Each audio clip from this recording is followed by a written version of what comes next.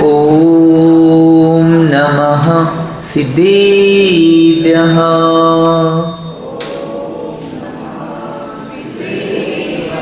ओम नमः सिद्धेभ्यः। ओम नमः सिद्धेभ्यः।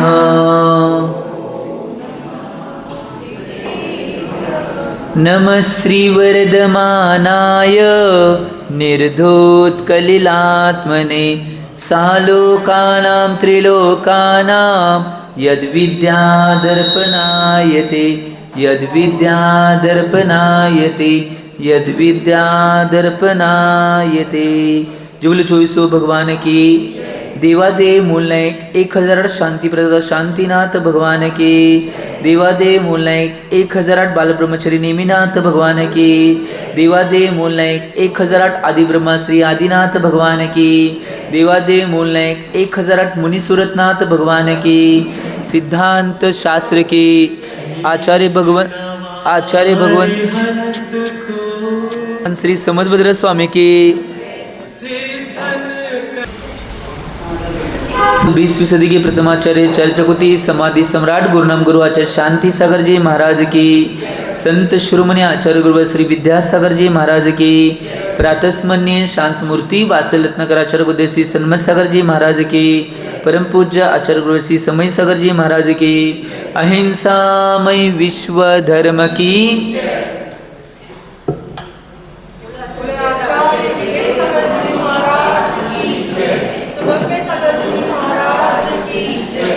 भव्य जी हो, आज सन्मती वात्सल्य 52 वर्षाचा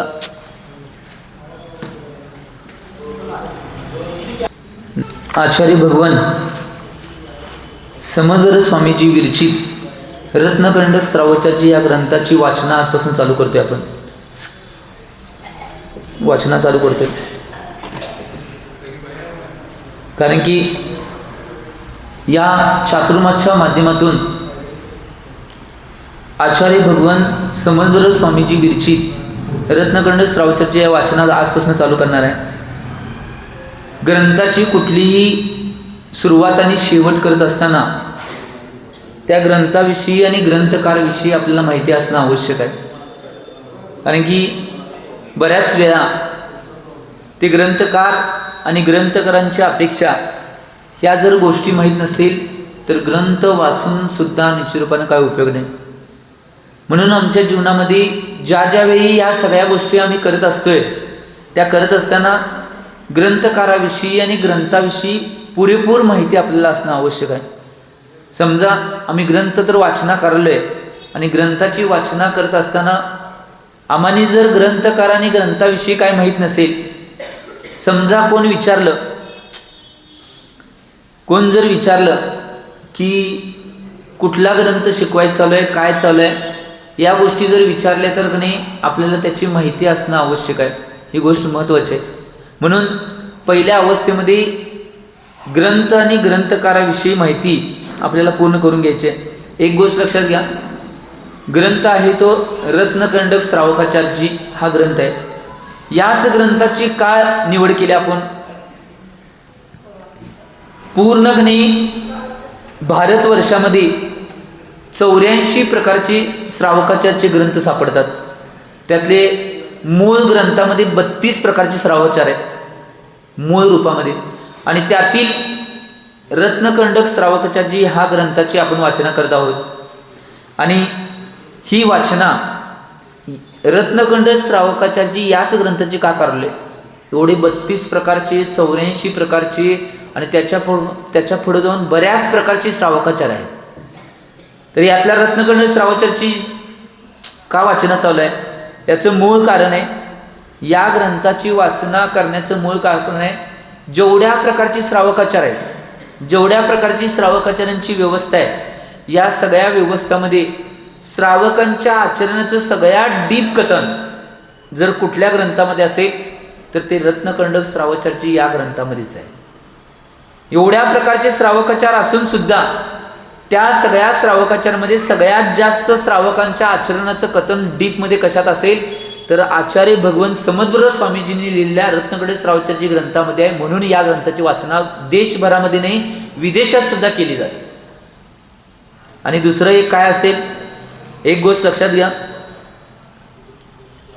त्या ग्रंथाला रत्नकंडक श्रावकाचार्यजी हे नाव कसं पडलं हे सुद्धा माहीत पाहिजे.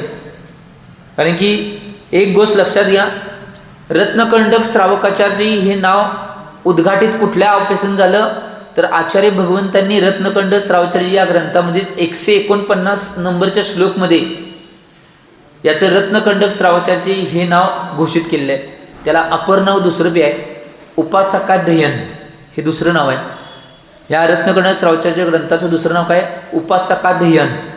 परंतु आचार्य भगवंतांनी की नाही 149 नंबरच्या श्लोकमध्ये,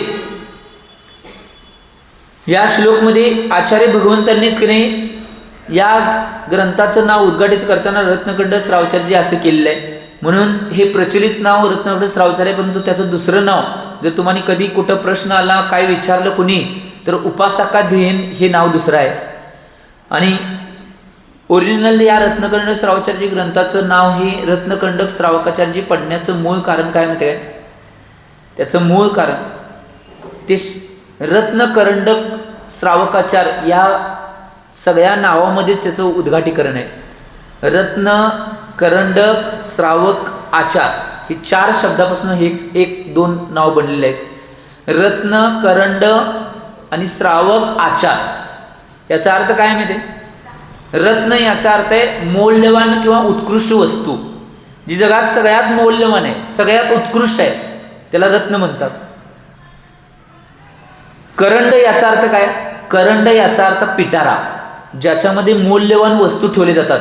छोटीशी लाकडाची पेटी, सजवलेली पेटी असते तुमच्या घरामध्ये, तशाच छोट्या छोट्या पेट्या असतात, त्यात सगळे रत्न, माणिक, मोती, हिरे आदी ठेवले जातात. मौल्यवान वस्तू जे ठेवायचे स्थान आहे त्याला पिटार, करंड किंवा पिटारा म्हणतात. तर रत्न करंडक, श्रावक आचार, श्रावकाचार, श्रावक आचार. श्रावक म्हणजे काय माहिती तुम्हाला? श्रावक जो श्रावक आहे तो श्रावक, आणि आचार म्हणजे त्याचं आचरण. या रत्नकंडक श्रावकाचार्य यामध्ये कुठले रत्न आहेत? 3 रत्न आहेत, सम्यक दर्शन, सम्यक ज्ञान, सम्यक चारित्र्य. या 3 रत्नांच्या माध्यमातून 3 रत्नांचा पिटारा कुठला असेल तर तो रत्नकरंडक आहे. या 3 रत्नांचा पिटारा म्हणजे श्रावकांच्या आचरणांच्या उत्कृष्ट रत्नांचा पिटारा कुठला असेल तर तो रत्नकरंडक श्रावकाचार्य हा ग्रंथ आहे. ही गोष्ट लक्षात घ्या, याचं चिंतन करणं आवश्यक आहे.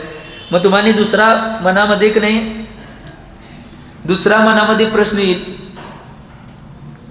की या ग्रंथाचं रचनेचं कारण काय आहे, हा प्रश्न येईल मनामध्ये. कारण की आम्हाला ती बी माहीत असायला पाहिजे, ग्रंथ का रचले गेलेला आहे, ग्रंथाचा हेतू काय, हे सगळ्या गोष्टी माहीत असायला पाहिजेत. आणि मग आम्ही वाचवले, आम्हाला फळ काय तर मिळायला पाहिजे की, तर त्याचं फळ काय, या सगळ्या गोष्टींचं की नाही उद्घाटीकरण व्हायला पाहिजे. या रत्नकंड श्रावचार्य या ग्रंथाचं रचनेचं मूळ कारण काय असेल तर आचार्य भगवंतांनी या ग्रंथाचं रचनेचं मूळ कारण आहे भव्य जीवांच्या प्रती अनुकंपा. हे मूळ कारण आहे. भव्य जीवांच्या प्रती अनुकंपा दाखवण्यासाठी या ग्रंथाची रचना झालेली आहे. मला एक सांगा, भव्य जीवांच्यावर अनुकंपा का दाखवल्या? कारण की एक गोष्ट लक्षात घ्या, भव्य जीव आहेत की नाही ते जीव आपलं कल्याण करून घेऊ शकतात. म्हणून त्यांच्यावर अनुकंपा दाखवण्यासाठी हा रत्नकंड श्रावचार्य हा ग्रंथ रचलेला आहे. आम्ही याचं चिंतन करणं आवश्यक आहे. कारण की बघा, महत्वाची गोष्ट काय आहे, भव्य जीवांना जर योग्य तो मार्ग मिळाला, योग्य ते चिंतन, योग्य ते मनन जर त्यांच्या बाबतीत झालं तर निश्चित रूपाने त्या भव्य जीव कल्याणाच्या मार्गावर जाऊ शकतात. म्हणून आचार्य भगवंतांनी भव्य जीवांच्या प्रती अनुकंपा दाखवण्यासाठी या ग्रंथाची रचना केली आहे. आता तुम्ही म्हणणार मग या ग्रंथाचं हेतू किंवा फळ काय, आम्ही वाचल्यावर आम्हाला काय मिळणार आहेत ना? तर आचार्य भगवंतांनी याचं मूळ कारण सांगताना सांगितले की या ग्रंथाचा हेतू काय असेल तर या ग्रंथाचा मूळ हेतू आहे आत्मपरिणामांची विशुद्धी आणि मोक्ष सुख, 2 गोष्टी मिळणार आहेत. आज मला सांगा, कोणी बी श्रावक असून दे, श्राविका असून दे, कोण मुलं असून देत, मुली असून देत, श्रावक असून देत, वृद्ध आजी आजोबा असून देत, आज कुठलंही कार्य, कुठलीही गोष्ट करत असताना फायदा बघतात का नाही सांगा मला. फळाची अपेक्षा असते. मी हे करणार आहे, यातून मला काय मिळणार याची त्यांची अपेक्षा असते. याचं चिंतन करणं आवश्यक आहे. म्हणजे समजा आम्ही आमच्या जीवनात हे कार्य करालोय, तर ते कार्य करत असताना त्यात माझा फायदा होणार किंवा मला फळ काय मिळणार याची माहिती पाहिजे. एक गोष्ट लक्षात घ्या, आत्मपरिणामांची विशुद्धी आणि मोक्षाचं सुख हे दोन फायदे आहेत, हे दोन फळ आहेत. याचं चिंतन करणं आवश्यक आहे. आता रत्नकंडक श्रावकाचार्यजी हा ग्रंथ कोणी लिहिलाय हे बी माहीत असायला पाहिजे. तर रत्नकंडक श्रावकाचार्यजी हा ग्रंथ आचार्य भगवंत समदवीर स्वामीजी, जे पूर्वाचार्यांच्या कोटीमधील एक उत्कृष्ट आणि अतिशय प्रभावी आणि सिंह प्रवृत्ती आचार्य म्हणून त्यांना ओळखले जाते.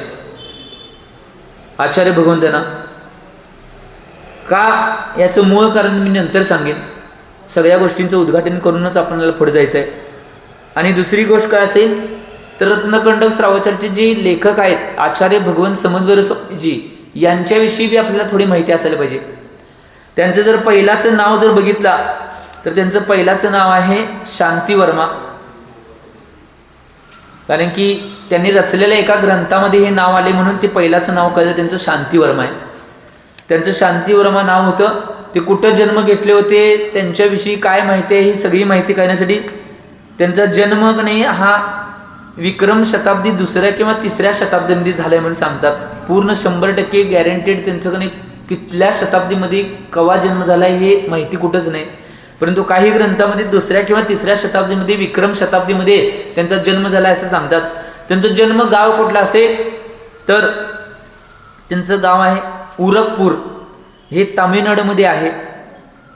फणी मंडला अंतर्गत हे उरकपूर नावाचं गाव आहे. त्यालाच आत्ता उत्पलिका म्हणतात किंवा वर्तमानाचं नाव काय असेल तर उरईयूर, उरईयूर हे नाव आहे. या ठिकाणी निश्चित रूपानं त्यांचा जन्म झाला होता हे सांगितलं जाते. आता मला एक सांगायचं आहे, सगळ्यात महत्त्वाची गोष्ट, त्यांनी जे आचार्य भगवंत समदवीर स्वामी जे आहेत त्यांनी कुठल्या कुठल्या ग्रंथाची रचना केली, काय काय ज्ञान आपल्यापर्यंत पोहोचवले, ही सुद्धा माहिती आपल्याला असणं आवश्यक आहे. ही गोष्ट महत्त्वाची आहे. याचं जर ज्ञान नसेल की आचार्य महाराजांच्या बाबतीत सुद्धा सगळ्या प्रकारचं ज्ञान आणि सगळ्या प्रकारच्या गोष्टी आपल्याला माहीत असणं आवश्यक आहे. ही गोष्ट महत्त्वाची आहे. याचं चिंतन करणं आवश्यक आहे. पहिला आपण त्यांनी कुठल्या कुठल्या ग्रंथाची रचना केली हे बघूया. त्यात दोन प्रकार पडतात. एक, त्यांनी जे रचलेले ग्रंथ आहेत त्यातले उपलब्ध ग्रंथ कुठले आहेत त्याची पहिला माहिती घेऊया आपण. त्यांनी बऱ्याच ग्रंथांची रचना केल्या, परंतु त्यात आत्ता आपल्याला वाचायला मिळतात किंवा उपलब्ध आहेत असे ग्रंथ कोणते आहेत याची चर्चा आचार्य भगवंत गेलेत. पहिला ग्रंथ आहे स्वयंभू स्तोत्र. 24 तीर्थंकरांची स्तुती यामध्ये आहे. स्वयंभू स्तोत्र एक अद्भुत अशी रचना आहे की आज पंचम काळात सुद्धा या स्तोत्राच्या माध्यमातून चमत्कार होऊ शकतो एवढी शक्ती या स्वयंभू स्तोत्रामध्ये आहे. संस्कृतमध्ये त्याची रचना केलेली आहे. त्यानंतर दुसरा ग्रंथ आहे आप्तमीमांसा. आप्तमीमांसा म्हणजेच देवागम स्तोत्र त्याचं नाव आहे. आप्तमीमांसा देवागम स्तोत्र हा दुसरा ग्रंथ आहे. तिसरा ग्रंथ आहे युक्त्यानुशासन. युक्त्यानुशासन हा तिसरा ग्रंथ आहे. आचार्य भगवंत समदवीर महाराजांनी रचलेला तिसरा ग्रंथ कुठला असेल तर युक्त्यानुशासन. चौथा ग्रंथ आहे स्तुतिविद्या. स्तुतिविद्या त्याचंच नाव आहे जिनशतक. हे जिनशतक नाव आहे. आणि पाचवा ग्रंथ आहे ज्याचा आपण 4 महिन्यामध्ये अध्ययन करणार आहोत तो ग्रंथ रत्नकंडक श्रावकाचार्यजी हा पाचवा ग्रंथ आहे.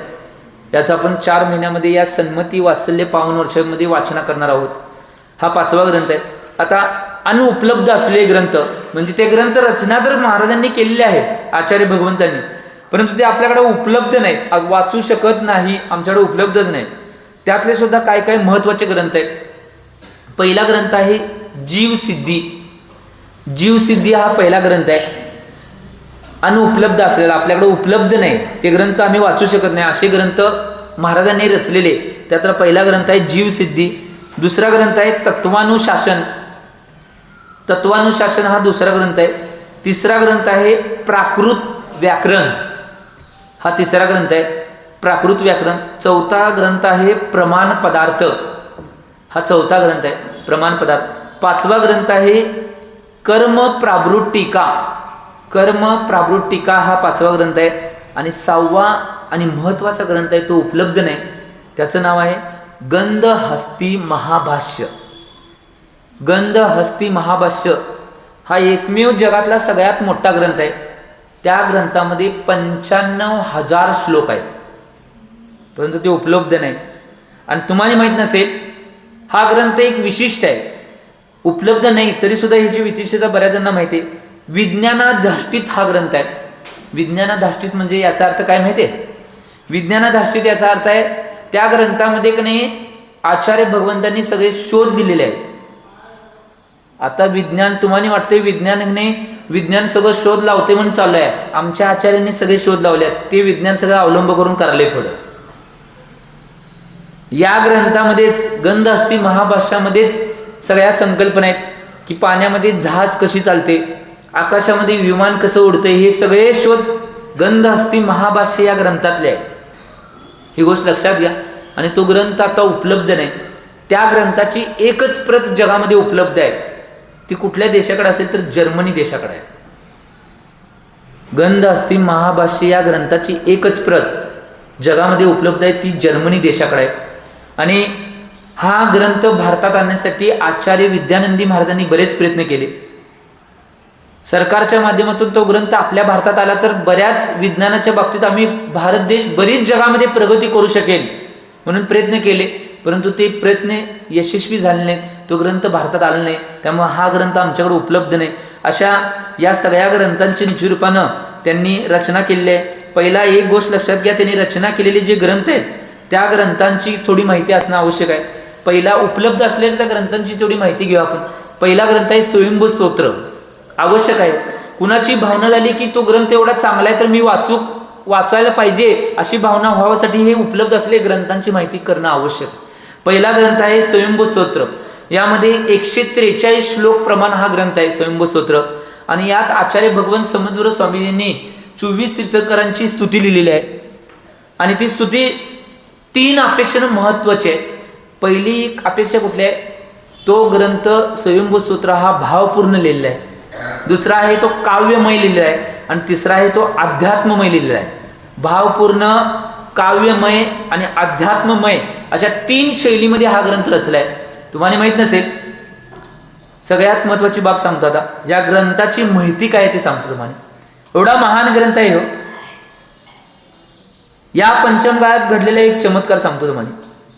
या ग्रंथाच्या माध्यमातून तुम्हाला माहित असेल, आचार्य भगवान विद्यासागर महाराजजी कुंडलपूरच्या क्षेत्रावर ज्यावेळी गेलते, कुंडलपूर क्षेत्र माहित असेल तुम्हाला, त्या क्षेत्रावर गेलते त्यावेळी पहिला कुंडलपूरचे भगवान वेगळ्या ठिकाणी विराजमान होते. त्यांची व्यवस्था तिथे व्यवस्थित नव्हते. आणि महाराजांनी ते न बघितल्यावर भगवंतांना योग्य ते आसन देऊन त्या ठिकाणी भगवंतांना विराजमान करायला पाहिजे हे त्यांच्या मनात संकल्पना आली. संकल्पना आल्यानंतर त्यांनी घोषणा केली की मी या तारखेला मूर्तीची की नाही व्यवस्था आहे, ती मूर्ती तिथनं हलवून की नाही योग्य त्या ठिकाणी की नाही विराजमान करणार आहे. ती योग्य त्या ठिकाणी विराजमान करणार आहे म्हटल्यानंतर त्याच्यावर आता कुठलीही गोष्ट घडली तर त्याच्यावर विपरीतता बाकीच्या गोष्टी घरात घडतात. तर एक गोष्ट लक्षात घ्या, बऱ्याच माणसांनी हे प्रकरण कोर्टापर्यंत नेलं. महाराजजी मूर्ती हलवणार आहेत आणि ही योग्य नाही म्हणून ते सगळं प्रकरण कोर्टापर्यंत गेलं. आणि कोर्टानं काय आदेश दिला माहिती आहे काय? कुठली गोष्टीची शहनिशा न करता कोर्टानं आदेश दिला, मूर्ती ज्या जागेवर आहे त्या जागेवरच ठेवायचं, हलवायचं नाही. परंतु आचार्य भगवंतांनी आपल्या मुखातून शब्द काढलेला की मूर्ती या तारखेला हलणार म्हणजे हलणारच. त्यावेळी आचार्यांनी कुणालाही काय सांगितले, आपली भावना, आपली आराधना, आपली स्तुती सगळं करत राहिले. आणि ज्या दिवशी ती तारीख होती त्या दिवशी नाही एवढे लोक तिथं आले, जवळजवळ 5 लाख लोकांनी कुंडलपूरच्या सगळ्या क्षेत्राला पूर्ण घेरलेलं. 5 वेळे माणसांनी घेरलेलं पूर्ण कुंडलपूर क्षेत्र. कुठली पोलीस मिलिटरी कोणी येऊ शकत नाही अशी सिस्टीम करत होते. आणि शेवटचा फेरा होता का नाही ते त्यांच्या सगळ्या संघातले साधू आणि नाही आरिका माताजी होत्या. आणि सगळ्यात प्रवेशद्वार जिथं होतं तिथं एक महाराज उभारलेले, त्यांचं नाव महासागर महाराजजी. तिथं पोलिसांची जीप म्हणून उभारलेली ती जीपवाले म्हणतो ते आम्हाला वाट सोडा, आम्ही जाणार आहे आणि मूर्ती हलवून देणार नाही. त्यावेळी महासागर महाराज म्हणले, आमच्या गुरूंच्या पर्यंत तुम्हाला पोहोचायचं असेल तर आमच्यावरून तुम्हाला जीप घालावी लागेल, जर घालणार असेल तर घाला, मी इथंच उभा आहे. एवढं धाडस होतंय महाराजांच्यावरनं जीप घालण्याचं, माताजींच्यावर. त्यावेळी इकडं निरोप काय होता, जोपर्यंत शंख वाजत नाही तोपर्यंत कुणीही आपली जागा सोडायची नाही श्रावकांनी. आणि आत महाराजजी ज्यावेळी क्रेन 3 वेळा नाही ते पट्टा भगवंतांना लावला क्रेनचा, जेवढी मूर्तीचं वजन आहे तेवढ्या हिशोबानं क्रेन आणली होती, 3 वेळा पट्टा लावला. प्रत्येक वेळी पट्टा तुटणार परंतु मूर्ती काय उचलणार. 3 वेळा असं झालं, किती प्रयत्न केले तरी काही होईना. त्यावेळी मग आचार्य भगवान विद्यासागर महाराज आणि त्यांचे 2 भ्रात म्हणजे निर्यापक श्रमण जे त्यावेळी होते, समय सागरजी म्हणजे आता नवीन आचार्य, आणि निर्यापक श्रमण योग सागरजी, हे तिघेही उठले आणि नाही त्या भगवंतांची मूर्ती ज्या ठिकाणी तिथं गेले आणि त्यांनी स्वयंभू स्तोत्र म्हणायला चालू केलं. स्वयंभू स्तोत्र म्हणायला चालू केलं आणि स्वयंभू स्तोत्र ज्यावेळी नाही तिसऱ्यांदा म्हणून पूर्ण झालं त्यावेळी नाही तो जे क्रेन आहे ते क्रेनचा पट्टा लावला आणि त्यावेळी मूर्ती आपाप उचलली. ही महिमा स्वयंभू स्तोत्राची आहे, हे मला सांगायचं. आणि इकडं शंख वाजला गेला आणि मूर्ती योग्य ठिकाणी ठेवायची त्या ठिकाणी ठेवली. शंख वाजल्यावर का नाही मग तिकडं त्या सगळ्या 5 लाख माणसांच्या माध्यमातून, सगळ्या माताजी आणि महाराजांच्या माध्यमातून घोषणा चालली, कुंडलपूर की बडे बाबा की जय और कुंडलपूर की छोटे बाबा की. हे नाव तवा मिळाले. ही महिमा कशाची असेल तर या स्वयंभू स्तोत्राची आहे. आज सुद्धा बरीच माणसं काय सांगले ऐका मी, बरीच माणसं आज का नाही भूत पिशाच व्यंतर आदीच्या बाधा झाल्यानंतर हे स्वयंभू स्तोत्र त्यांच्या पुढ्यात म्हटल्यानंतर ते सुद्धा निघून जाण्याची किमया या स्वयंभू स्तोत्रामध्ये. म्हणून त्याला भावपूर्ण काव्यमय अध्यात्ममय हे ग्रंथ म्हणतात. स्वयंभू स्तोत्र एवढा महत्वाचा आहे. स्वयंभुवा भूत हिते न भूतले, आणि त्याच्याविषयी इतिहास मोठा आहे तो बी मी नंतर सांगतो काय आहे ते इतिहास, मला कळणार आहे सगळं. या सगळ्या गोष्टी सांगूनच मग पुढे जाणार आहे आपण. दुसरा ग्रंथ रचलेला आहे तो युक्त्यानुशासन, हा दुसरा ग्रंथ आहे. 64 श्लोक प्रमाण हा ग्रंथ आहे युक्त्यानुशासन. त्यामध्ये 64 श्लोक आहेत. त्या 64 श्लोक प्रमाण हा युक्त्यानुशासन ग्रंथ आहे. त्यामध्ये अंतिम तीर्थंकर महावीर भगवंतांची स्तुती केलेली आहे. महावीर भगवंतांची स्तुती या ग्रंथामध्ये केलेली आहे. तर एक गोष्ट लक्षात घ्या, हे एकमेव ग्रंथ असा आहे का नावामध्ये की नाही आत्मानुशासन 2 नंबरला ग्रंथ आहे, परंतु 3 नंबरला युक्त्यानुशासन मी पहिला का सांगितला, हा एक विशेष ग्रंथ आहे म्हणून मी पहिल्यांदा नाव घेतलं. बऱ्याच जण वाटलं महाराज मगाशी सांगताना दुसरं नाव सांगितलं आणि आता दुसरं नाव घ्यायला का सांगितलं याचं मत. 64 श्लोक प्रमाण अंतिम तीर्थंकराची महावीर भगवंतांची स्तुती केलेली आहे. आणि एक गोष्ट लक्षात घ्या, विशेष पद्धतीनं महावीर भगवंतांची स्तुती या ग्रंथामध्ये केलेली आहे म्हणून या ग्रंथाला महत्त्व प्राप्त होते.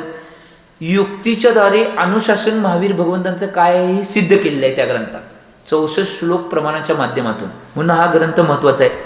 तिसरा ग्रंथ आहे जिनस्तुती शतक, म्हणजेच काय त्याचं नाव काय, त्याचं नाव आहे स्तुतिविद्या. स्तुतिविद्या याचं नाव आहे. त्यामध्ये 177 श्लोक प्रमाणे, आणि या ग्रंथात सुद्धा 24 तीर्थंकरांची स्तुती आहे. या ग्रंथात सुद्धा 24 तीर्थंकरांची स्तुतीच केल्या, परंतु या वैशिष्ट्यपूर्ण नाविन्यपूर्ण काय माहिती तुम्हाला, हा एकमेव जगातला ग्रंथ आहे, चित्र अलंकार पूर्वक रचलेला एकमेव जगातला ग्रंथ आहे. कुठला सांगवले, स्तुतिविद्या म्हणजे जिन स्तुती शतक, एकमेव जगातला ग्रंथ आहे की या ग्रंथामध्ये कने चित्र अलंकार पद्धत. आता चित्र अलंकार पद्धत काय आहे तुम्हाला समजावून सांगतो मी. चित्र अलंकार पद्धत काय आहे हे समजावून सांगतो. काही वर्षाच्या मागे तुम्ही नाही चित्र अलंकार पद्धत ही अनुभवलंय का. एक पिक्चर आलता बघा, महाराज पिक्चरचं कशाला सांगायलाय, ते चित्र अलंकार काय आहे हे सांगायसाठी पिक्चर सांगवले. छोटा चैतक नावाचा एक पिक्चर आलता बघा, छोटा चैतक. तो टाकीमध्ये जर पिक्चर बघायला जायचं असेल तर चष्मा घालून जायला लागत होता. तो पहिला पिक्चर होता 3D पिक्चर तुमच्या भाषेत. तो जर चष्मा घालून गेला का नाही, टाकीत आता पुढं बसलाय, तिथं पडदा लांब आहे, ते सगळं फूल माणूस मुलगी महिला तुमच्या पुढ्यातच आले असं धावणार. बरेच ते पिक्चरमध्ये की नाही टाकीतनं पडून मेली बरीच माणसं पिक्चर आल्यावर. हा चित्र अलंकार पूर्वक तो पिक्चर तसाच होता. आणि चित्र अलंकार पूर्वक म्हणजे त्याची भाषा अशी असते की माझ्या बाबतीत व्हायलंय किंवा मीच भगवंताच्या जवळ आहे हे वाटतंय. याला चित्र अलंकार जगातला एकमेव ग्रंथ आहे. कधी वाचायला मिळाला तर वाचा. स्तुतिविद्या म्हणजे जिन स्तुती शतक हा 177 श्लोक प्रमाण 24 तीर्थंकरांची स्तुती आहे. तुम्हाला असं वाटेल हा ग्रंथ जर भावनापूर्वक तुम्ही वाचला त्याची जी चाल आहे आणि त्याचे जे अर्थपूर्णपणे गंभीर विचार त्यात आचार्य भगवंतांनी मांडले आहेत ते जर तुम्ही ऐकला तर ते ऐकल्यानंतर तुम्हाला वाटणार मी 24 तीर्थंकरांच्या जवळच माझे 24 तीर्थंकर आहेत. त्यांनीच मला बोलायला, त्यांनीच मला सांगायला, त्यांनीच माझ्या बाबतीत ह्या सगळ्या गोष्टी करत असं वाटेल. याला म्हणतात चित्र अलंकार. तो छोटा चैतन्य पिक्चर आलता त्याच्यावरनं या गोष्टी सगळ्या आहेत. परंतु हे आमचं सगळं घेतलेलं आहे बघा. काय सांगावले जगात काय काय सगळं आहे ते आमचंच आहे. लिफ्टची पद्धत आमचीच आहे.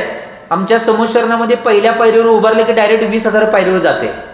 ही लिफ्टची पद्धत आहे. ही आत्ताची लिफ्ट बटणं तर दाबले ते 1 नंबरला जा 2 नंबरला जा. आमच्याकडे बटणं बी दाबा नाही, डायरेक्ट पहिल्याला उभारले की 20,000 पायरीवर. खतरनाक लिफ्ट. अशी लिफ्ट कुठं अजून जगात तयार होणार आणि होणार बी नाही आमची. त्यामुळे लिफ्टची पद्धत. बफे सिस्टीम आता तुम्ही इकडं तिकडं फिरत खाताय की ती बी आमचीच आहे. अनादी कालापासून आमचे दिगंबर महाराज बफे सिस्टमने जेवायला, परंतु एका ठिकाणी मौनपूर्वक ही गोष्ट महत्वाची आहे. हो आम्ही त्याला अपभ्रंश केले परंतु आमची पद्धत योग्य आहे. त्याला अपभ्रंश आजच्या लोकांनी केले सोडा, परंतु ही गोष्ट महत्वाची आहे. चित्र अलंकार पद्धत आता ही पद्धत परत वापरली जाणार आहे. तुम्हाला एक संधी देतो, भविष्यात तुम्ही कधी गेला आणि ते तयार झाले तर बघावं म्हणून आधीच सांगावले. आचार्य भगवान विद्यासागर महाराजांचे परमप्रभाव शिष्य शंका समाधानचे प्रणेते मुनिश्री प्रमाण सागरजी महाराज यांच्या आशीर्वादाने प्रेरणेनं आणि आचार्य भगवंतांच्या आशीर्वादाने प्रेरणेनं गुणायतन हे क्षेत्र शिखरजित व्हायले. माहिती तुम्हाला बऱ्याच जणांना माहित असेल. गुणायतन आता सिद्धचक्र विधान चालू आहे तिथं गुणायतन मध्ये. आणि त्या गुणायतनच्याकडे गुणायतन रस्त्याच्या इकडे साईडला आहे, उजव्या साईडला, शिखरजीच्या उजव्या साईडला. आणि रस्त्याच्या पलीकडे डाव्या साईडला गुणायतनच्या ट्रस्टीने एक जागा घेतल्या 5 एकर. त्या 5 एकर मध्ये काय होणार आहे तुम्हाला माहिती आहे? तिथं समूहशरणाची रचना होणार आहे. आणि ते समूहशरण चित्र अलंकार पद्धतीचं होणार आहे म्हणून सांगले. जगातले एकमेव चित्रकला पद्धतीचं सगळ्यात मोठं उदाहरण असणार आहे ते समूहशरण. भविष्यात त्याची रचना होईल. त्याची रचना लय मोठा डीम आहे, ट्रीम किंवा डीम म्हणा, ती सगळ्यात मोठी. का सांगले? कारण की ते समूहशरण तयार होणार की नाही ते जगातली सगळ्यात हाय क्वालिटीची चित्रांकन पद्धत तिथं वापरली जाणार आहे. जर्मनीची 10D पद्धत तिथं वापरली जाणार आहे. आता तुमच्याकडे किती आहे? 3D 4D आणि 5D एवढंच आहे. 5D बी आलं नाही 100%, 4D पर्यंतच आहे. 3D टेक्नॉलॉजी जास्त प्रसिद्ध झाली, आता 4D झाले. परंतु त्यांनी जे टेक्नॉलॉजी वापरणार जर्मनची ते 10D टेक्नॉलॉजी वापरणार आहे. ते समूहशरण तयार झाल्यानंतर काय सिस्टीम असणार आहे माहिती काय? एक क्रिया करण्यासाठी किंवा एक प्रश्न विचारण्यासाठी त्याचे 100 डिझाईन किंवा 1000 डिझाईन काढायला लागतात. ही 10D पद्धत आहे. काय होणार माहिती काय? समूहशरण ती तयार झाल्यावर कशी पद्धत असणार माहिती काय? तिथं जर तुम्ही समूहशरणात गेला आणि भगवंतात तिकीट असणार आहे तिथं आधीच सांगाले. हो तिथे गेला आणि भगवंतांना प्रश्न विचारायला तुम्ही गेला तर तुम्हाला वाटणार आहे साक्षात भगवंतच आम्हाला उत्तर द्यायला. अशी सिस्टीम असणार आहे ती 10D पद्धत. ते समूहशरण तयार करण्यात आणि ते भविष्यात लवकर तयार होईल. त्यामुळे चित्र अलंकार काय आहे मी सांगण्याचा प्रयत्न केला. त्यामुळे कधी वाचायला मिळाला तर हा ग्रंथ वाचा. 4था ग्रंथ आहे आत्ममीमांसा म्हणजे देवागम स्तोत्र. यामध्ये 115 श्लोक प्रमाण हा ग्रंथ आहे. भगवान महावीर तीर्थंकरांची यात स्तुती केल्या आणि ती स्तुती करताना भगवान महावीर हे सर्वज्ञ कसे आहेत आणि त्यांचा शाद्वाद नावाचा सिद्धांत निर्दोष कसा आहे हे सिद्ध केले. बरेच जण शंका घेतात की भगवंताची ही तत्व आहेत, भगवंतांची ही वाणी कशा प्रकारे सत्य आहे, तुम्ही सिद्ध करून दाखवा. म्हणून आचार्य भगवंतांनी आत्ममीमांसा देवागम स्तोत्रामध्ये 115 श्लोकाच्या माध्यमातून सिद्ध करून दाखवलंय की भगवान सर्वज्ञ कसे आहेत आणि त्यांचा शाद्वाद नावाचा सिद्धांत हा करणं निश्चितपणे कशा प्रकारे निर्दोष आहे. त्यात कुठलाही दोष जगातला कुठलाही प्राणी घेऊ शकत नाही हे सिद्ध करून दाखवलंय. तो ग्रंथ कुठला असेल तर त्याचं नाव आहे आप्तमीमांसा म्हणजे देवागम स्तोत्र. कधी वाचायला मिळालं तर हा बी वाचा. महाराज काय काय वाचायचं सगळं सांगायला वाचा वाचा वाचा. आयुष्यात नुसता नाही, रोजच्यातलं नाही 15 मिनिटं जरी काढला तर नाही, आयुष्यात जवळजवळ नाही जेवढे ग्रंथ आहेत तेवढे सगळे वाचन होते. कारण आम्ही वयच काढत नाही. मला काय सईक सवडीला म्हणजे मरायला सुद्धा वेळ नाही म्हणून. एक गोष्ट लक्षात घ्या, मरायला वेळ लागत्या, कधी येईल आणि जातीला काय सांगता येत नाही कुणाचंच. माझं बी आणि तुमचं बी सांगावले. त्यामुळे चिंतन करणं आवश्यक आहे. एक गोष्ट लक्षात घ्या. आणि या 5व्या ग्रंथामध्ये म्हणजे 5वा ग्रंथ कुठला असेल ज्याचं आपण पठण करणार आहोत या 4 महिन्याच्या कालावधीमध्ये, रत्नकरंडक श्रावकाचार्य हा ग्रंथ, याची सुद्धा माहिती असणं आवश्यक आहे. 150 श्लोक प्रमाण. या 150 श्लोक प्रमाणमध्ये 3 अध्याय किंवा 7 अध्यायाच्या माध्यमातून 3 अध्याय कुठले असेल, सम्यक दर्शन अधिकार, सम्यक ज्ञान अधिकार आणि सम्यक चारित्र्य अधिकार, हे 3 अधिकार. आणि 7 अधिकार कुठले तर जीव, अजीव, आश्रव, बंध, संवर, निर्जरा आणि मोक्ष, या 7 अध्यायाच्या माध्यमातून सम्यक दर्शन, सम्यक ज्ञान, सम्यक चारित्र्य आणि याच्या माध्यमातून श्रावकांच्या आचरणाचं वर्णन करणारा ग्रंथ कुठला असेल तर तो रत्नकर्ण श्रावचार आहे. ही गोष्ट लक्षात घ्या. आम्ही याचं चिंतन करणं आवश्यक आहे. आणि या 4 महिन्यात आपण शिकणार आहोत. काही भिण्याची गरज नाही. तुम्हाला या 4 महिन्यामध्ये या सगळ्या गोष्टींचं हिशोबानं सगळं कथन करेल. आणि मला एक सांगायचं आहे, आता हे सगळे गोष्टी आपण बघितल्या, त्यांचा जन्म कुठे झाला, त्यांचं गाव काय आहे, आचार्य महाराजांनी कुठल्या कुठल्या ग्रंथांची रचना केली, ती काय व्यवस्था आहे, हे सगळं बघितलं. त्याच्याबरोबर एक विशेष तुम्हाला एक माहिती देणार आहे की आचार्य भगवान एकमेव भारतवर्षामध्ये नाही, एकमेव आचार्यांना ग्रंथामध्ये बरेच पुरावे सोडा, ग्रंथामध्ये बरेच पुरावे, परंतु एकमेव आचार्यांना सिंह गर्जना आचार्य म्हणून एक पदवी आहे. काय सांगालोय बघा मी, सिंह गर्जना आचार्य म्हणून एकमेव पदवी कुणाला पूर्वाचार्यांच्या मध्ये असेल तरी गुरुदेव समदभद्र महाराज म्हणजे पूर्वाचार्य समदभद्र महाराजांना आहे. हे काय माहिती आहे तुम्हाला? याचं मूळ कारण काय माहिती आहे? पहिला ज्यावेळी की नाही समाज सगळीकडे विखरलेला असायचा आणि समाजामध्ये जैन धर्माचं प्राबल्य, सगळ्या धर्मांचं प्राबल्य सिद्ध करण्यासाठी शास्त्रात नावाची एक क्रिया व्हायची. शास्त्रात म्हणजे काय माहिती काय? आता समजा 2 धर्मांच्या विरुद्ध जर काही काहीतरी वादविवाद झाला तर त्यात शास्त्रार्थ करायचा. इथं जैन समाजवाले बसायचे, दुसरे समाजवाले असेल ते पुढे बसायचे आणि दोघांनी शास्त्रार्थ करायचे. शास्त्रार्थामध्ये कोण हरेल त्यानं ते पुढचा ज्यांनी नाही जो धर्म समजावून सांगितला आणि ज्यांनी जिंकलेले आहेत त्यांचंच त्या धर्माचं प्राबल्य त्या क्षेत्रामध्ये असणार, ह्याला शास्त्रात व्यवस्थापन. आणि एकमेव जगातले या आपल्या काळामधले एक महान आचार्य ज्यांना सिंह गर्जना आचार्य म्हणतात, ते एकमेव आचार्य समदभद्र महाराजांनी 6 ठिकाणी शास्त्रात केल्या, परंतु एका ठिकाणी सुद्धा त्यांना पराजय मिळाला नाही. ते अजय आणि अपराजय राहिले म्हणून त्यांना सिंह गर्जना आचार्य म्हणतात. त्यामुळे महाराजांना सिंह उपाधी देण्याची किंवा शेर उपाधी देण्याची बाधा काही नाही. मूलाचारापासून षटखंडागम ग्रंथापर्यंत ही उपाधी दिली जाऊ शकते. हे बी मी सिद्ध करवले. कारण की काय गोष्टीत जर झालं तर लगेच वादविवाद चालू होते समाजामध्ये. ते वादविवाद करण्याची गरज नाही. जरा ग्रंथाची पानं काढा आणि बघा, वाचा, मग तुम्हाला कळेल काय आहे. त्यामुळे याचं चिंतन करा. या गोष्टीचं चिंतन म्हणून तुम्ही करणं आवश्यक आहे. ते कुठले क्षेत्र असेल की त्या क्षेत्रामध्ये नाही आचार्य भगवान समदभद्र महाराजांनी धर्म प्रभावना करून आपला जैन धर्माचा पंचरंगी झेंडा फडकवला. त्या क्षेत्रांची नावे मी सांगालोय. पहिलं क्षेत्र असेल पाटलीपुत्र नगर, बिहार प्रांतामध्ये येते. पाटलीपुत्र नगर या बिहार प्रांतामध्ये त्यांनी बौद्ध धर्मासंघ शास्त्रात करून त्या बौद्ध धर्मावर विजय मिळवून त्या ठिकाणी आपला पंचरंगी ध्वजा फडकवला म्हणून त्यांना सिंह गर्जना आचार्य म्हणतात. दुसरं क्षेत्र कुठलं असेल तर मालवा क्षेत्र. कुठे आहे माहिती आहे? मालवा क्षेत्र ही गुजरातच्या कोपऱ्यावर आहे. जिथं सगळे गॅसचे कारखाने त्या कोपऱ्यातल्या क्षेत्राला मालवा म्हणतात. तर मालवा ठिकाणी सुद्धा हिंदू धर्मावरून शास्त्रात करून तिथं पंचरंगी ध्वजा फडकवण्याचं काम समदभद्र आचार्यांनी केलं होतं. तिसरं आहे सिंधू तुम्हाला माहीत असेल. हा आत्ता सगळा भाग येतोय अफगाणिस्तान, पाकिस्तान आणि भारताचा काश्मीरचा भाग आहे. त्याला सिंधू प्रांत म्हणतात. जे महाराजांना आहारमध्ये लोण देतात का नाही त्याला तुम्ही काय म्हणताय? सिंधी लोण. काय सिंधी लोण म्हणतात? ते सगळे खाणी तिथं आहेत सिंध प्रांतामध्ये म्हणून त्याला सिंधी लोण म्हणतात.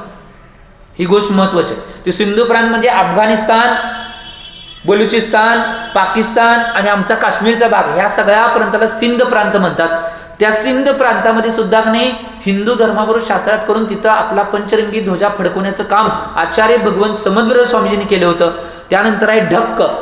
ढक्क म्हणजे बांगलादेशची राजधानी ढाका जी आहे त्याला ढक्क म्हणतात. तो ढक्क प्रांत तिथला सगळा पूर्वाचलचे सगळे जे राज्य आहेत, अरुणाचल प्रदेश, आसाम, ते सगळे जे राज्य आहेत आणि इकडच्या पश्चिम बंगाल जे राज्य आहे ते सगळ्या प्रांताला ढक्क प्रांत म्हणतात. तिथं सुद्धा नाही बौद्ध धर्मासंग शास्त्रात करून पंचरंगी ध्वजा फडकवण्याचं काम आचार्य भगवंत केलं होतं. त्यानंतर कांची, त्याला कांचीपुरम, कांजीवरम सुद्धा म्हणतात. खाली तामिळनाडूच्या क्षेत्रामध्ये खाली येतात बघा, तुम्हाला माहिती आहे सगळं कांचीवरम. ते त्या ठिकाणी सुद्धा नाही शास्त्रात करून आपल्या पंचरंगी ध्वजाला फडकवण्याचं काम आचार्य भगवंत केलं. आणि शेवटचं प्रांत आहे विदिशा. आता मध्य प्रदेशचा एक जिल्हा आहे विदिशा. तिथं आचार्य भगवान विद्यासागरांच्या माध्यमातून समोशरण मंदिरची एक अनोखी निर्मिती चालू आहे. 1000 कोटी रुपयाचं ते मंदिर बांधायचं चालू आहे, समोशरण मंदिर. समोशरणासारखीच रचना त्या मंदिराची होणार आहे त्या ठिकाणी. तर ते विदिशा एक नाही त्या ठिकाणी सुद्धा तिथं शास्त्रात करून आपल्या धर्माचा ध्वजा फडकवण्याचं काम आचार्य भगवंत केलेलं. म्हणून यांना आचार्य भगवंतना शिवगर्जना, सिंहगर्जना दोन्ही बी म्हणा, शिव म्हणजे मोक्ष आहे, शिवगर्जना किंवा सिंहगर्जना करणारे आचार्य म्हणून एकमेव आचार्याने ख्याती आहे. आम्ही याचं चिंतन करणं आवश्यक आहे. आणि या ग्रंथाचं पठण पाठन आणि या ग्रंथांचा स्वाध्याय आजपासून करणार आहोत. एक गोष्ट लक्षात घ्या, याचं चिंतन आणि मनन आम्ही सगळ्या माध्यमातून करणं आवश्यक आहे. पहिला जर याचं अध्यायाचं जर आपल्याला माहिती घ्यायची असेल तर पहिला 3 अध्यायाच्या माध्यमातून रत्नकर्णी श्रावचार्य हा ग्रंथ रचला आहे. म्हणजे एक सम्यक दर्शन अधिकार, सम्यक ज्ञान अधिकार आणि सम्यक चारित्र अधिकार. पहिला अध्याय तुम्ही थोड्याफार आपसित शिबिरमध्ये शिकला येतच. शिबिरमध्ये 41 गाथा शिकला. तो पहिला अधिकार आहे सम्यक दर्शन अधिकार. किती सम्यक दर्शन अधिकार आहे तो पहिला अधिकार आहे सम्यक दर्शन. 1 ते 41 गाथा यात येतात तर पहिल्या अधिकारमध्ये. या 4 महिन्यात आपण 150च्या 150 श्लोक 3 अधिकार शिकणार आहोत. दुसरा जो अधिकार आहे 42 पासून 46 पर्यंतच्या ज्या गाथा आहेत तो सम्यक ज्ञान अधिकार आहे. 42 पासून 46 पर्यंतच्या सगळ्या ज्या गाथा आहेत त्या सगळ्या सम्यक ज्ञान अधिकारमध्ये येतात. आणि तिसरा अधिकार आहे सम्यक चारित्र. 47 पासून 150 पर्यंतच्या सगळ्या गाथा आहेत ते चारित्र्यावर आहे. श्रावकांनी आपलं चारित्र आचरण कसं करायचं हे सगळं 47 पर्यंत 150 गाथापर्यंत आचार्य भगवंतांनी समजावून सांगितलंय. आम्ही याचं चिंतन करणं आवश्यक आहे. त्यामुळं आजपासून आपण निश्चितरूपानं या सगळ्या गोष्टीचं चारित्र आणि आचरण करण्यासाठी श्रावकांचं आचरण काय आहे, श्रावकांची अपेक्षा काय आहे, या सगळ्या गोष्टींचं चिंतन करण्यासाठी आजपासून या ग्रंथाची वाचन आपण करणार आहोत. 4 महिन्यामध्ये म्हणजे 3.5 महिन्याचा चातुर्मास, 104 दिवसाचा चातुर्मास, या 3.5 महिन्यामध्ये 104 दिवसामध्ये रत्नकंठ श्रावचार्यजी याची वाचन आपण करणार आहोत. एक गोष्ट लक्षात घ्या, या सगळ्या माहितीच्या माध्यमातून आचार्य भगवंतांच्या श्रावकांच्या आचरणाच्या ग्रंथापर्यंत आपल्याला पोहोचायचं आहे. आणि आज आचार्य भगवान पहिल्याच श्लोकाच्या माध्यमातून आपल्याला मंगलाचरण सांगणार आहेत. पहिला मंगलाचरण कंठस्थ करूया आणि त्यानंतर आचार्य भगवंतांनी काय सांगितले ते पाहूया. पहिला श्लोक. नमः श्री वर्धमानाय, नमः श्री वर्धमानाय, निर्धूत कलिलात्मने, निर्धूत कलिलात्मने, सालोकानां त्रिलोकानां, सालोकानां त्रिलोकानां, यद्विद्या दर्पणायते, यद्विद्या दर्पणायते. नमः श्री वर्धमानाय, निर्धूत कलिलात्मने, सालोकानां त्रिलोकानां, यद्विद्या दर्पणायते.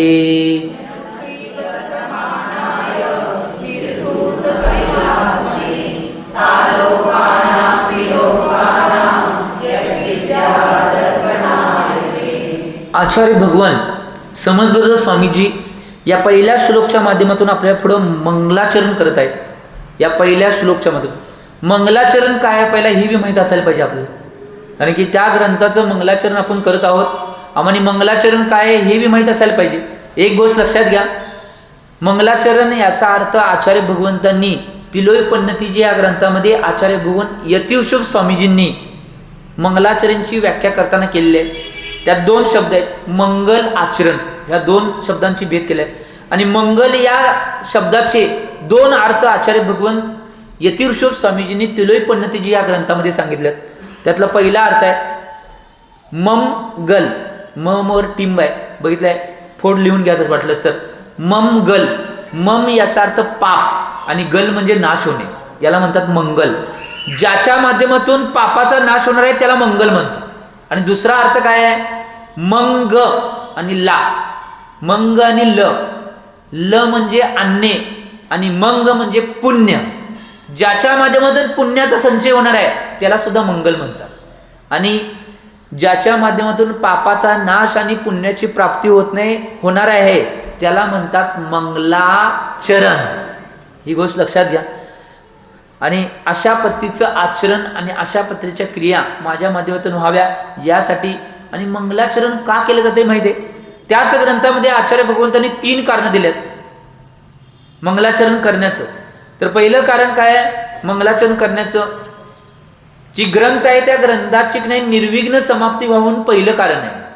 आम्ही जो ग्रंथ वाचणार आहे, आम्ही ज्या ग्रंथाची वाचना करणार आहे त्या ग्रंथ निर्विघ्न त्याची समाप्ती व्हावी म्हणून ते मंगलाचरण केले जाते. 3 वेळा मंगलाचरण केले जाते, आद्य, मध्य आणि अंत, हे 3 प्रकार आहेत. या 3 प्रकारच्या मंगलाचरणची मूळ कारण काय आहेत. पहिलं कारण आहे ती ग्रंथाची निर्विघ्न समाप्ती व्हावी. दुसरं कारण आहे त्या ग्रंथामध्ये शिष्य पारंगत व्हावा. काय म्हटलं मी, पारंगत व्हा. आणि त्याच्या पुढे जाऊन तिसरं, पहिलं कारण कुठलं सांगितलं, ग्रंथाची निर्विघ्न समाप्ती. जोरात बोला, कानाला सर्दी झाल्या. पहिलं कारण काय आहे, ग्रंथाची निर्विघ्न समाप्ती. दुसरं कारण आहे शिष्य त्या ग्रंथामध्ये पारंगत व्हावा. आणि तिसरं कारण काय माहिती आहे, तिसरं कारण पापाचा नाश होऊन पुण्याची प्राप्ती व्हावी म्हणून, म्हणजे परंपरेनं आम्हानी मोक्ष मिळावा म्हणून. कारण की आचार्य भगवंतांनी ग्रंथाचा हेतू काय सांगितलंय, फळ, आत्मपरिणामांची विशुद्धी आणि मोक्षाचं सुख प्राप्त होणे. ही गोष्ट लक्षात घ्या, महत्वाचं आहे. त्यामुळं या मंगलाचरणच्या माध्यमातून आम्ही ज्यावेळी इकडे आद्य, मध्य आणि अंत मंगलाचरण करणार आहे त्यावेळी शिष्य त्यात पारंगण होतील, त्या निर्विघ्न ग्रंथाची समाप्ती होईल आणि पापाचा नाश होऊन पुण्याची प्राप्ती आम्हाला होईल आणि परंपरेनं आम्हाला मोक्षाची प्राप्ती व्हावी यासाठी मंगलाचरण केले जाते. तर आचार्य भगवान पहिल्या श्लोकामध्ये आता मंगलाचरणमध्ये काय सांगितले बघा, नमश्री वर्धमानाय निर्धूत कलिलात्मनी सालोकानाम त्रिलोकानाम यद विद्या दर्पण आहेत. इथं आचार्य भगवान सांगले. तर पहिला काय सांगतात, नमश्री वर्धमानाय, मी नमस्ते करतो कुणाला, जे लक्ष्मीनं सहित असलेले वर्धमान स्वामींना. वर्धमान स्वामी म्हणजे अंतिम तीर्थंकर महावीर स्वामींच्या विषयी शब्द वापरलाय. आणि लक्ष्मीनं सहित आहेत. श्री म्हणजे लक्ष्मी, ती कुठली लक्ष्मी, पैसा, संपत्ती, वैभव आहे ना, होय म्हणलं बघा. नाही, मोक्ष लक्ष्मी बी नाही. लक्ष्मीचे भेद एका ग्रंथामध्ये आचार्य भगवंतांनी 2 केलेले आहेत. श्री म्हणजे लक्ष्मी, त्याचे 2 अंतरंग लक्ष्मी आणि बहिरंग लक्ष्मी, हे 2 भेद केले ग्रंथात. बहिरंग लक्ष्मी म्हणजे काय, समशरण, 64 चावर, सिंहासन, हे सगळं आहे. हे सगळं बहिरंग लक्ष्मी आहे. जे त्यांना वैभव प्राप्त झाले त्याला बहिरंग लक्ष्मी म्हणतात. आणि अंतरंग लक्ष्मी म्हणजे 4 घाती कर्मांचा नाश केल्यानंतर अनंत चतुष्टय गुणांची प्राप्ती झाल्या त्याला अंतरंग लक्ष्मी म्हणतात. या दोन्ही लक्ष्मीने युक्त असणारे जे वर्धमान स्वामी आहेत त्यांना मी नमस्ते करतो. आणि का नमस्ते करतो, कुठं बी जाऊन हे डोकं आपटायच नाही. खरबो रुपयाचा नारळ आहे, कुठं बी जाऊन आपटायच नाही. इकडं गेलो तिकडं गेलो, इकडं आपटलो तिकडं आपटलो. आचार्य भगवान स्वतः तीर्थंकरांची परीक्षा करून त्यांना नमस्ते करायला. तीर्थंकरांची, आम्ही जातोय कुठे बी आपटतोय.